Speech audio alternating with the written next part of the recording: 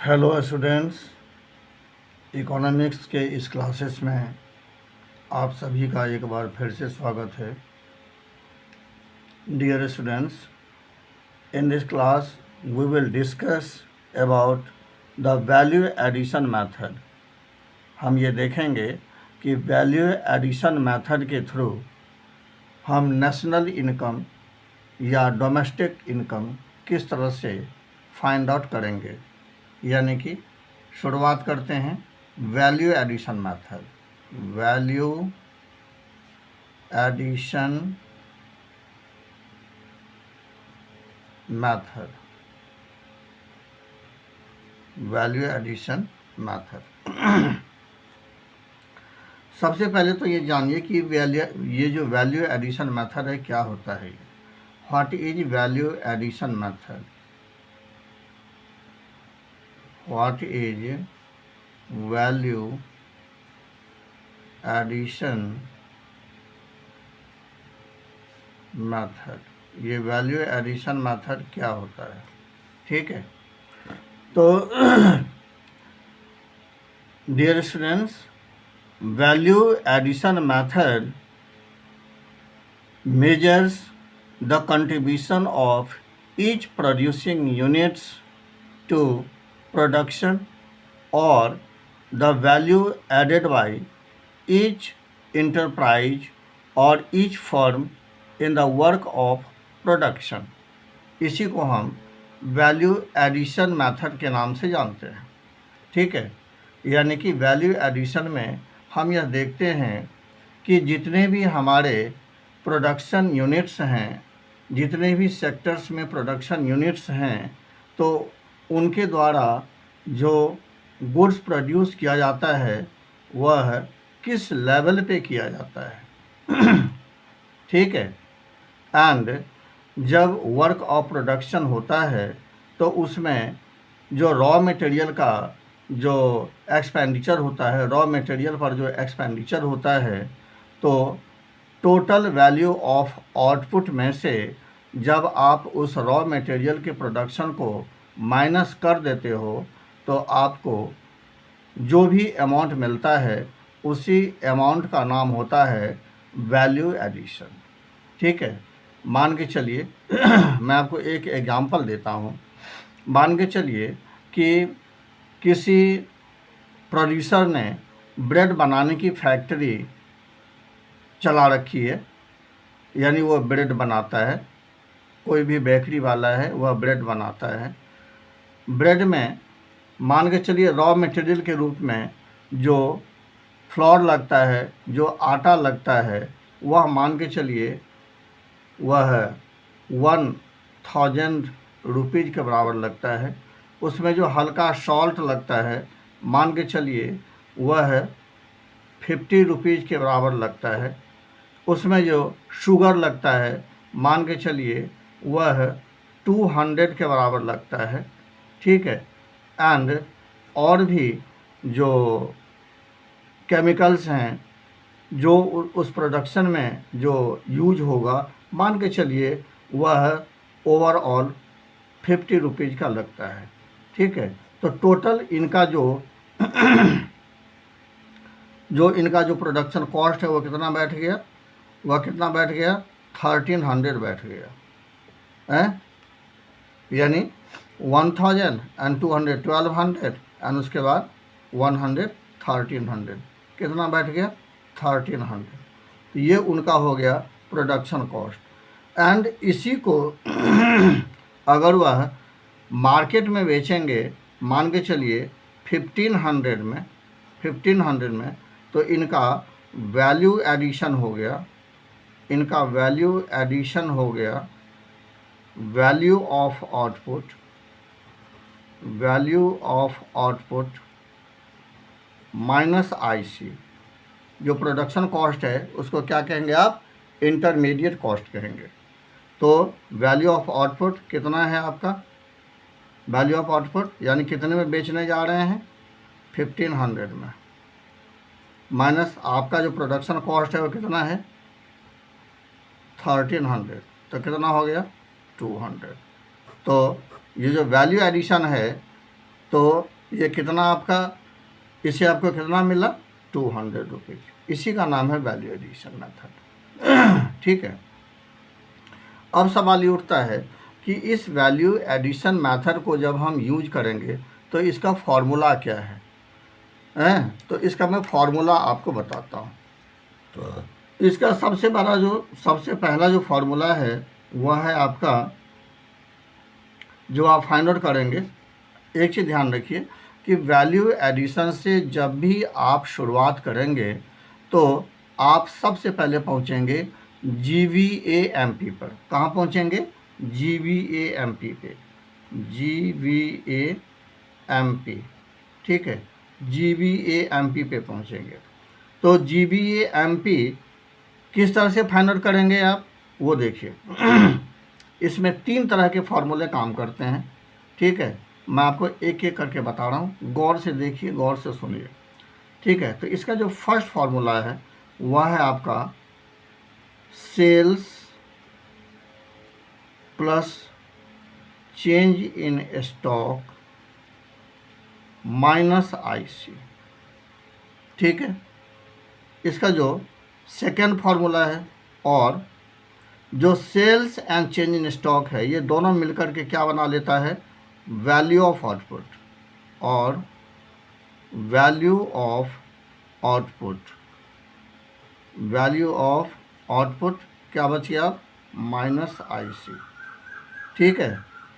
अच्छा, और इसका जो थर्ड फार्मूला है वह है आपका, अब ये वैल्यू ऑफ आउटपुट क्या होता है, वैल्यू ऑफ आउटपुट होता है जब आप क्वांटिटी सोल्ड, यानी कि जितने भी क्वांटिटी आपने बेचे हैं, एंड पर यूनिट प्राइस पे जितने बेचे हैं, जब आप उसको मल्टीप्लाई कर देते हो तो आपको वैल्यू ऑफ प्रोडक्ट मिल जाता है।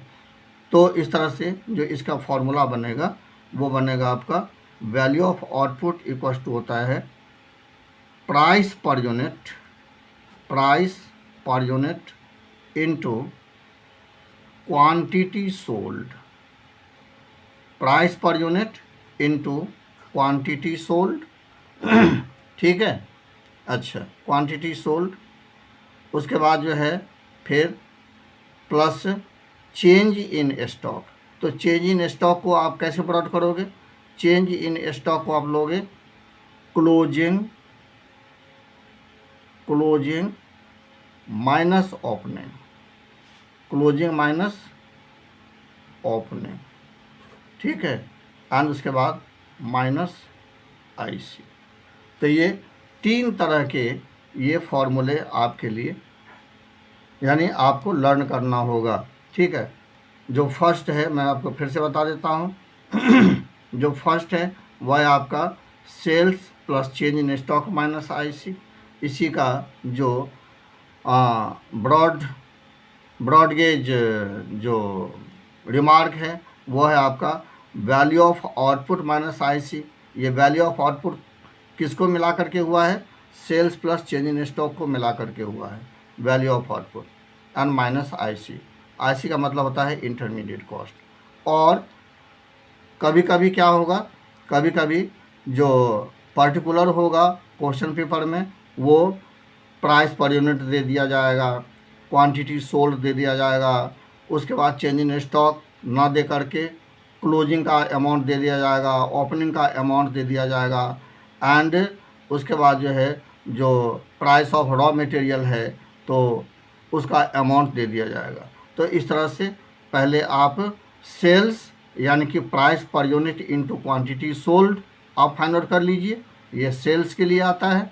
उसके बाद जो है फिर प्लस अब चेंज इन स्टॉक, तो चेंज इन स्टॉक को आप अलग कर लीजिए, यानी कि क्लोजिंग माइनस ओपनिंग करके आप चेंज इन स्टॉक को ले लीजिए, और उसके बाद जो परचेजिंग ऑफ रॉ मटेरियल होगा, ठीक है, तो उसको IC के रूप में आप ले लीजिए। ठीक है, जब आप इसे इन तीनों को इस तरह से कैलकुलेट कर लेते हैं, आपको मिलता है GVA-MP, आपको मिलता है GVA-MP। ठीक है। अच्छा, GVAMP इक्वल्स टू GDPMP हो जाता है बच्चों, ध्यान रखिएगा। जो GVAMP जो आप फाइंड आउट करोगे ये इक्वल हो जाएगा GDPMP के, ठीक है। एंड जब आपको GDPMP मिल गया तो मान के चलिए कि आपको इसके थ्रू अब सीधे नेशनल इनकम पे पहुंचना है। आपको फाइंड आउट करने के लिए कहा गया है नेशनल इनकम। तो नेशनल इनकम के लिए मैं आपको बता चुका हूँ, ठीक है। नेशनल इनकम इक्वल्स टू होता है NNPFC एंड इसको आप बैलेंस कर दीजिए, कन्वर्जन कर दीजिए GDPMP के लिए, ठीक है। तो क्या हो जाएगा, net equals to gross minus depth, उसके बाद national equals to domestic plus net factor income from abroad यानी कि नफिया, और उसके बाद FC equals to MP minus net, ठीक है। उसी तरह से मान के चलिए अगर आपको डोमेस्टिक इनकम निकालना हो यानी कि NDPFC निकालना हो, NDPFC निकालना हो तो आप इसको बैलेंस कर दीजिए। तो NDPFC इक्वल्स टू GDPMP। अब यहाँ फिर से इसको बैलेंस करिए, net equals to gross minus depth, उसके बाद ये डोमेस्टिक एंड ये डोमेस्टिक दोनों के दोनों सिमिलर हैं, दोनों के दोनों डोमेस्टिक कॉन्सेप्ट है। तो नफिया का रोल ख़त्म हो गया, नफिया को आप यहाँ पर नहीं लाएंगे। एंड उसके बाद यहाँ फिर FC equals to MP minus net. तो इस तरह से मेरे प्यारे बच्चों आप वैल्यू एडिशन मेथड का यूज करके आप नेशनल इनकम या डोमेस्टिक इनकम या GNPMP, NNPMP, ठीक है, जो भी आपसे कहा जाएगा फाइंड आउट करने के लिए आप उसे आसानी से फाइंड आउट कर लेंगे, ठीक है। तो आई होप कि आपको ये मेथड भी समझ में आ गया होगा। जी हाँ, एक चीज़ ध्यान में रखिएगा, एक चीज़ सुन लीजिए सारे बच्चे। जैसे मैंने अभी तक इसमें एक प्रॉब्लम आती है डबल काउंटिंग की, ठीक है, डबल काउंटिंग की प्रॉब्लम आती है, वह भी अक्सर CBSE पूछता है इसको, ठीक है, डबल काउंटिंग के बारे में कि what do you understand by the problem of double counting in the calculation of national income and how will you face it, how will you remove it, ठीक है। तो इस पर हम एक अलग से वीडियो बना करके आपको हम देंगे, यानी कि जो प्रिकॉशंस, उसको प्रिकॉशंस भी कहते हैं, ठीक है, कि what precautions will you take while calculating national income by adopting either income method और एक्सपेंडिचर मेथड और वैल्यू एडिशन मेथड, इन तीनों में से जो भी पूछे, ठीक है। तो ये प्रिकॉशन कहिए या कि आपका डबल काउंटिंग प्रॉब्लम को दूर करने के तरीके कहिए, तो इस पर हम एक अलग से वीडियो बना करके आपको हम देने वाले हैं, ठीक है। तो आई होप कि आपको ये अच्छा लग रहा होगा वीडियो, एंड अगर अच्छा लग रहा है तो आप कमेंट बॉक्स में ज़रूर जाया करिए भाई। देखिए आप सब्सक्राइब करें या ना करें, आप लाइक करें ना करें, हमें इतना मालूम है कि भाई आपको अगर बेनिफिट हो रहा है हमसे, ठीक है, तो वही हमारा सबसे बड़ा गिफ्ट है, ठीक है ना। तो मैं समझता हूँ कि शायद मेरी बात आपको अच्छी लगती होगी, ठीक। तो आज हम इस वीडियो को यहीं पर स्टॉप करते हैं, फिर हम लोग मिलते हैं अगले वीडियो में। Till the time take care, thank you.